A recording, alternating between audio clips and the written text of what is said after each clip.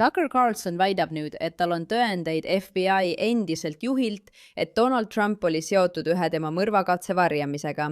Ja see kõik kõlab väga imeliselt ja huvitavalt ning täpselt nagu klikipüük, mida Tucker Carlson soovib. Välja arvatud see, et FBI endine juht Dan Bongino on nüüd avalikustanud tõendid, mis näitavad, kui suur valetaja Tucker Carlson tegelikult on. Ja taas, milline tohutu üllatus. Vaatame üksikasju, mis juhtus. Urimine on pooleli. See on endiselt avatud, kuid mitte aktiivne, sest meil pole olnud ühtegi juhtlõnga, mis oleks kuhugi viinud. Siin on president Fox Newsi lõigus. Ja Valge Maja kinnitab taas täpselt vastupidist lugu sellele, mida Tucker teile räägib. Et justkui oleks tegemist organiseeritud varjamisega. Neile meeldib see kogu organiseeritud varjamise teema. Tead miks? Sest see on nii vandenõuline. See on nii võimatu, et keegi ei saa seda kontrollida. Ja see avabki need hullumeelsed võimalused. Jah, võib-olla juhivad tulnukad tõesti maailma. Jah, võib-olla keegi tõesti varjas seda. Aga kuna kunagi pole ühtegi tõendit, mis seda kinnitaks, viib see inimesi lihtsalt sellesse hullumeelsesse nagu segaduse tupikusse. Ja siis nad ei jõua mitte mingisuguste tulemusteni, mitte mingisuguse lõpliku arusaamani sellest, mis tegelikult toimub. Aga nad on kulutanud tohutult aega Tucker Carlsoni sisu vaatamisele, mis ongi täpselt see, mida ta tahab. Siin on Dan Bongino, kes ütleb, kuulge, vaadake korraks lihtsalt fakte. Lihtsalt mõtlen selle välja inimesel. Mis puudutab Trumpi, siis Fox News, 21. november, Brooks Singman. Mis puudutab Trumpi, siis ta ütles Fox Newsi Brian Kilmeadile, et tal on, tsiteerin, usaldus sularaha vastu, väga suur usaldus. Ja justiitsministeerium annab mulle aruandeid ja aruanded tunduvad tasakaalus olevat. Nii et mul on nende inimeste vastu usaldus. Ma ei usaldanud Chris Wray'd, aga see grupp, see on teine grupp, ütles Trump. See on Cash, mitte Ray. Ja mul on usaldus Cashi vastu. Miks oluline on? Dan Molina selgitab seda kohe. Aga siin ütleb Trump põhimõtteliselt, et vaadake, mul on usaldus nende inimeste vastu, kes juhivad FBI-d. Ma tean, et nad annavad mulle kogu tõendusmaterjali. Ma näen nende aruandeid. Kõik tundub loogiline. Lähme edasi.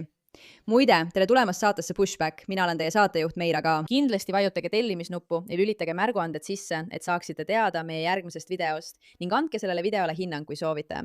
Me seisame vastu ja meil on väga hea meel, et olete siin. Tucker ütles just, et toimub suur ja pahatahtlik kinnimätsimine ja Trump oli selles osaline. Bombard 73. Just sellepärast ta vallandatigi. Inimesed, kui see ei ole tõend, siis ma ei tea, mis on. Tema enda kanal teatab sellest. Muide, siin on pilt. Kas sul on tõendeid vaja? Siin on pilt meist Valges Majas president informeerimas. Ta ütleb, et selle juhtumi puhul on suur varjamine ja keegi ei tahtnud sellest rääkida.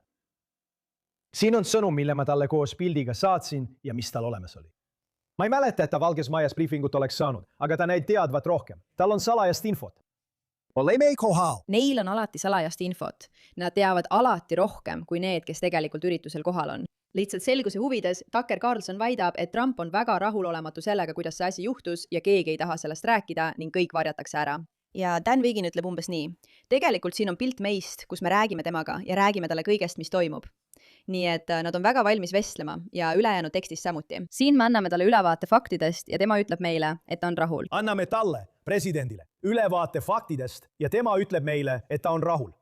Kui sa leiad kaassüüdlase, kelle FBI on kahe silma vahele jätnud, siis ma palun temalt infot, mida ta muide kunagi ei andnud. Siis palun anna see mulle või kellelegi teisele, kellel on ligipääs ja me tegutseme kohe. Ma tean, et see on selleks, et ta ei arvaks, et ma teen nalja. Ma olen tõsine.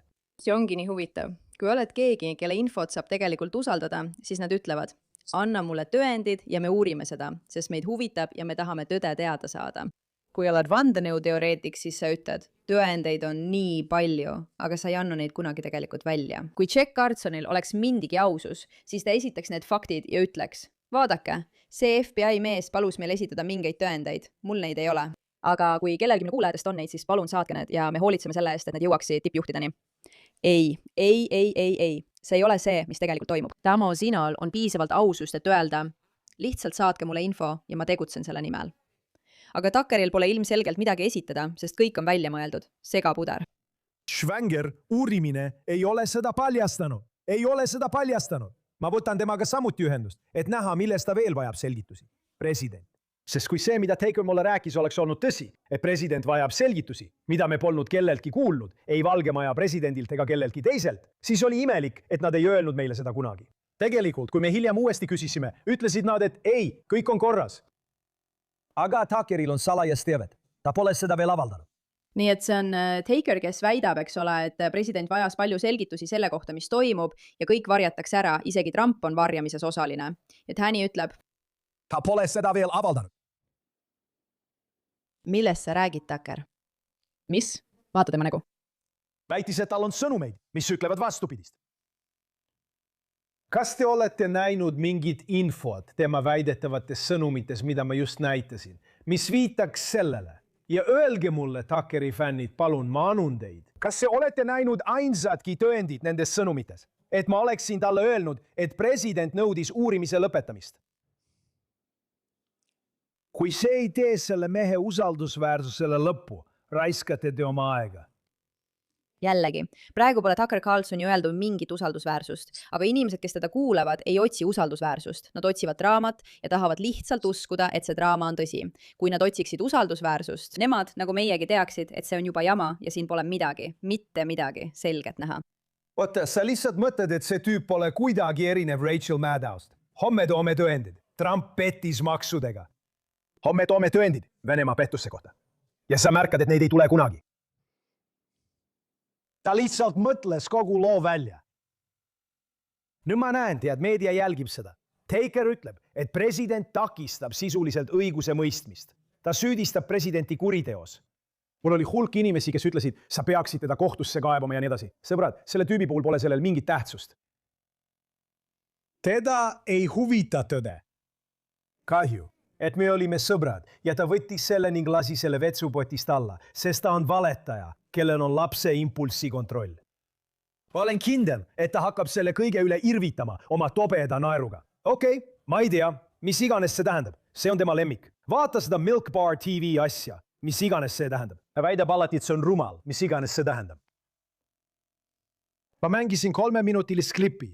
Mine Milk Bar TV-sse ja vaata seda 3-minutilist klippi, kus ta valetab selle kohta, mida ta ütles. Ja siis ütle mulle, kuidas sellel tüübil üldse mingit usaldusväärsust on? Tema enda kanal kritiseerib teda. Inimesed, mul on veel palju rääkida, sest tõesti, ma ei suuda teile öelda, kui väga ma seda vihkan. Uskuge, mind ma tunnen täielikult kaasa kõigile, kes töötavad söekaevanduses. On New Yorgis kohalikud elektrikud, kelle jaoks on viimane asi, mida nad kuulda tahavad. Mingid podcasti tüübid. Teil on õigus. Ma saan sinust aru, vend. Aga mul on tõesti kahju, kui sa reedel süüdistad mind massimeedias, föderaalses kuriteos, väidad, et sul on tõendeid ja süüdistad ka presidenti. Ja sa parem tõesta seda kuradima korraliku. Ma mõtlen, see on ju üsna iseenesest mõistetav. Sa pead ikka täielik idioot olema. Kas oled idioot nagu Tucker Carlson, kui ründad kedagi nagu Trump ja Dan Bongino ilma ühegi tõendita? Või oled keegi, kes teab tõde, aga lihtsalt ei hooli sellest, vaid teab, et see on täpselt selline klikipüük, mida sa tahad? Ja seetõttu oled valmis tegema ükskõik mida, et rohkem inimesi kuulaks.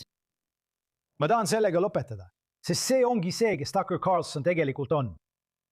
KGB agent Yuri Bezmenov tedes Ameerika Ühendriikides intervjuusid selle kohta, kuidas Ameerika Ühendriikide välisvaenlased ja vana Nõukogude Liit mõistsid, et nad ei suuda meid kunagi sõjaliselt võita. Nii et nad said alati aru, et saavad kasutada kaoseagente seespoolt. Uputa inimesed infoga üle. Uputa inimesed sellega üle, aga ära kunagi esita tõendeid ja nii ei usu enam keegi midagi. Daamid ja härrad, täpselt seda Tucker Carlson teebki. Mul on salajast infot. Siin on hunnik infot, mis ei viita kunagi ühelegi tõendile. Vaadake homme minu erisaadet. Kuulake seda Yuri Bezmenovi lõiku ja te näete täpselt, mida ta teeb. Vaadake seda. Või psühholoogiline sõjapidamine. See tähendab põhimõtteliselt seda, et muuta iga ameeriklase reaalsustaju. Sellisel määral, et hoolimata infoküllusest ei suuda keegi jõuda mõistlike järeldusteni. Oma enese, oma perekonna, kogukonna ja riigi kaitsmise huvides. See on ulatuslik ajupesuprotsess, mis kulgeb väga aeglaselt ja on jagatud 4 põhietapiks.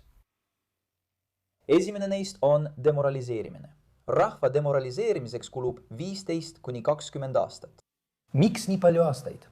sest see on minimaalne arv aastaid, mis kulub ühe põlvkonna õpilaste harimiseks teie vaenlase riigis, kus neid mõjutab vaenlase ideoloogia. Teisisõnu, marksismi-leninismi ideoloogiat sisendatakse vähemalt 3 põlvkonnale Ameerika õpilastele, ilma et seda vailustataks või tasakaalustataks ameerikalike põhiväärtustega. See on hämmastav. See intervjuu on tehtud aastaid ja aastaid tagasi, aga me näeme selle tegelikkust praegu oma silmaga. Ameerika patriotlus. Kas kõlab tuttavalt? Jah, Bongino, see kõlab tõesti tuttavalt. See kõlab väga-väga tuttavalt, sest täpselt seda me näeme kõikjal nende hullude taskuhäälingute tegijatega. Kas neile tõesti maksab Venemaa selle eest? See pole nii selge. Kas neil on oma enda motiivid, kuulsuse või millegi muu pärast? Väga võimalik, et on. Tegelikult polegi oluline, mis need põhjused on. Ma mõtlen, et ühel päeval on see oluline, kui nad on vanglas, loodetavasti kinni pandud, selle eest, et nad üritasid sõna otseses mõttes demoraliseerida ja olla kaasaaitajad lääne ühiskonna hävitamisel. Aga kuni see päev pole veel käes, kuni selle kohta pole konkreetseid tõendeid, ei ole oluline, miks nad niimoodi käituvad. Kõik, mida nad üritavad teha, on tekitada võimalikult palju kaost, et minna presidendi kallale ja tõestada, kui halb inimene ta on. FBI, nii et kui toimub FBI uurimine või midagi sellist, ei saa keegi seda usaldada. Kui Trump midagi teeb, ei saa keegi seda usaldada. Keegi ei saa enam midagi usaldada. Kõik on segaduses, sest nad tegelikult kuulavad neid kasulikke idioote, keda levitavad sellised riigid nagu Venemaa ja Katar ja nii edasi. See ongi see, mis toimub ja tänu jumalale selliste inimeste eest nagu Dan Bongino, kes suudavad ikka veel selgelt näha ja neid välja kutsuda. Aitäh, et sellele tähelepanu pöörasite.